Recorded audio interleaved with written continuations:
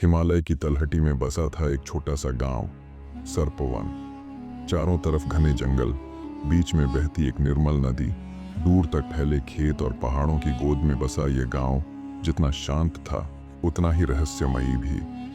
पीढ़ियों से यहाँ एक कथा चलती आई थी कि कभी कभी नागलोक से इच्छाधारी नाग मनुष्य का रूप लेकर आते हैं। वे किसी का भला करने, किसी शाप को समाप्त करने या किसी खोए हुए प्रेम की रक्षा करने के लिए आते हैं। लोग डरते भी थे, आकर्षित भी। बच्चों की आंखों में कौतूहल था, बुजुर्गों की आंखों में श्रद्धा और आशंका। और यही कथा हमारे नायक की कहानी बनती है, नागेश की कहानी। सर्पवन गांव साधारण जीवन जीता था।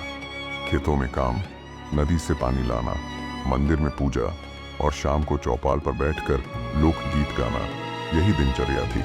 पर जब सूरज ढल जाता और जंगल की दिशा से सन्नाटा गहरा जाता, तब गांव में धीमी आवाजों में नागों की बातें होती। अरे, आज फिर नदी किनारे फन चमका था। अमावस्या की रात को मत जाना, नागों का क्रोध जागता है। कहते हैं इच्छाधारी नाग मनुष्य बनकर गांव में घूमते हैं। प्रधान धीरेन्द्र सबको समझाते, हमारा गांव नागों की भूमि पर बसा है, उन्हें परेशान मत करो, उनकी पूजा करो, तभी वे रक्षा करेंगे। फिर भी युवाओं में जिज्ञासा बनी रहती, कौन है नाग? क्या सच में वे मनुष्य का रूप लेते हैं? क्या वे अच्छे हैं या खतरनाक? इस रहस्य ने गांव में एक अद्भुत वातावरण बना रखा था। एक दिन दोपहर के समय जब बच्चे नदी किनारे खेल रहे थे और महिलाएं खेत में व्यस्त थीं, तब गांव की पगडंडी पर एक अजनबी आया। वह लंबा, सुडौल, गोरा और आकर्षक था। उसके काले लहराते बाल कंधों तक आते थे। उसकी आंखें गहरी और चमकती हुई थीं, मानो कई जन्मों का ज्ञान उनमें समाया हो। उसके कदम न धीमे न तेज, पर एक सहज लय में। गांव के चौपाल पर आते ही सबकी नजर उस पर टिक गई। धीरेन्द्र ने आवाज दी, भाई, तुम कौन हो? कहां से आए हो?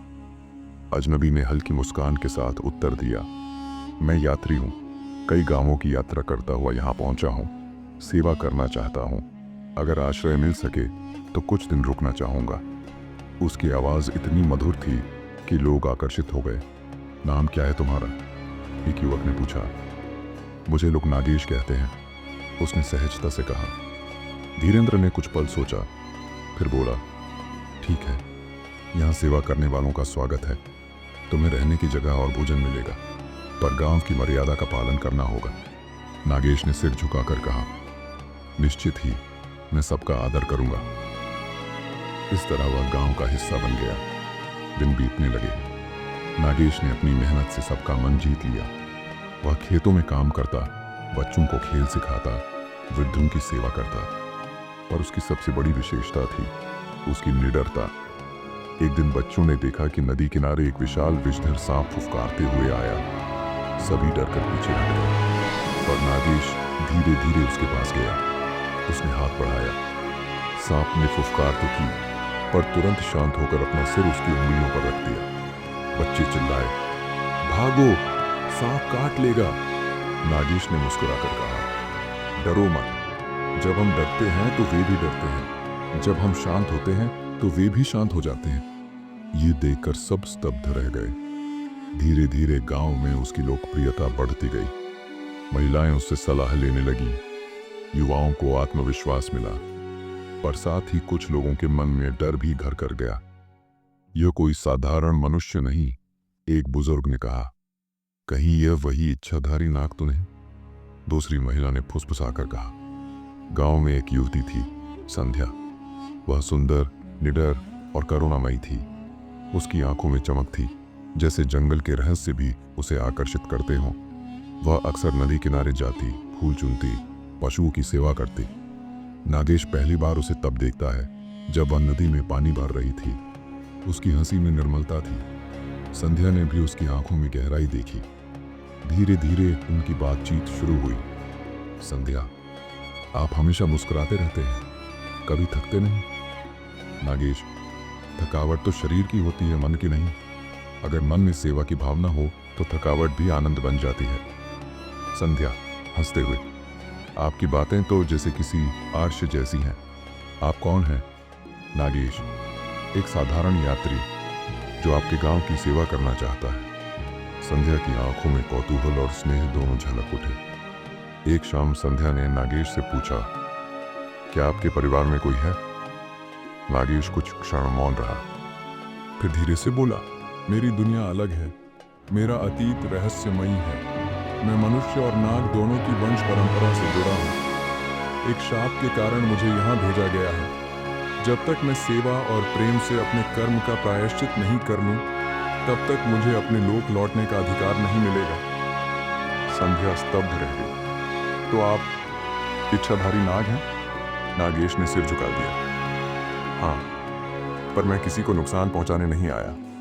मैं यहाँ अपने प्रेम और सेवा से शाप समाप्त करने आया हूँ। संध्या की आंखों में आंसू आ गए।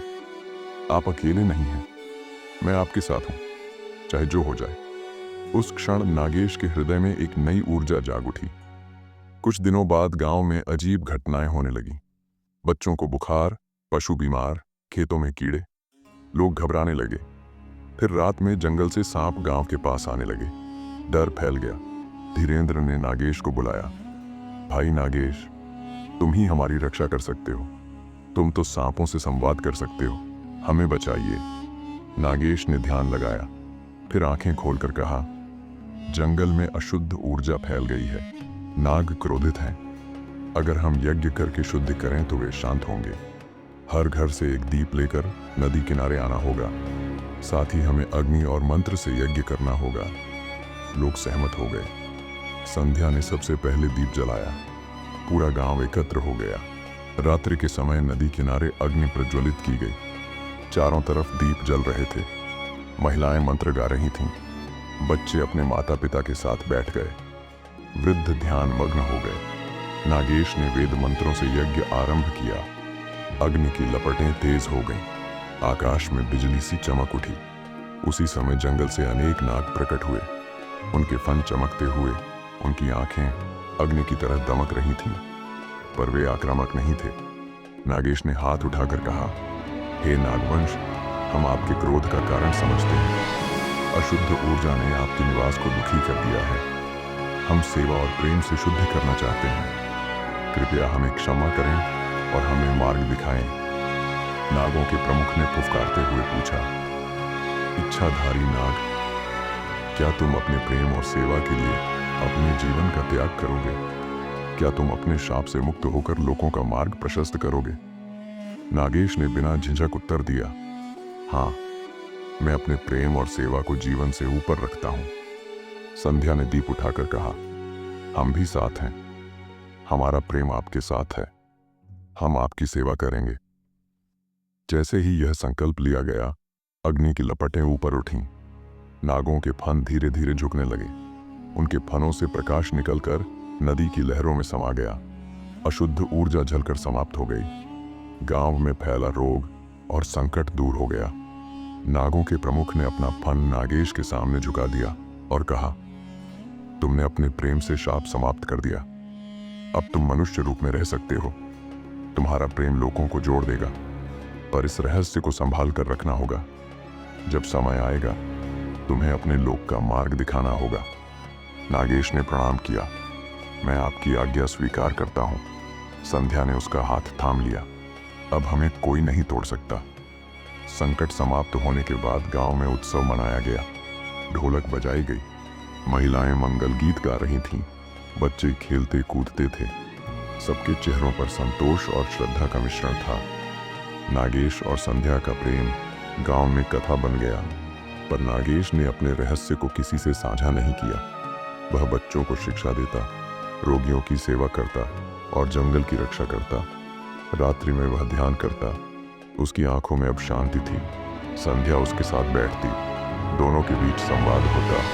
संध्या, आपके बिना यह गांव अधूरा था। नागेश, हम सब मिलकर ही इसे संपूर्ण बनाते हैं। प्रेम ही वह शक्ति है जो भय को पराजित करती है।